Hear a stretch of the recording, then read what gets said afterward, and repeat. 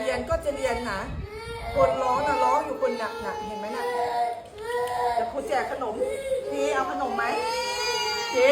เอาขนมเงียบก่อนเนี่ยคนจะเรียนเขาก็นั่งรออยู่ในคู่หมูเนี่ยนั่งรออยู่เนี่ยเดี๋ยวเอาขนมก่อนเอาลูกอมก่อน